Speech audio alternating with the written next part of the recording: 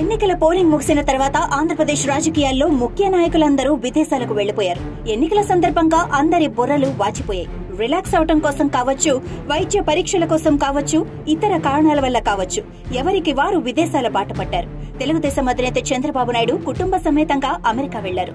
అక్కడ ఆయన రిలాక్స్ అవడంతో పాటు వైద్య పరీక్షలు కూడా చేయించుకోబోతున్నారు. ఇక షర్మిలమ్మ అమెరికా వెళ్లారు.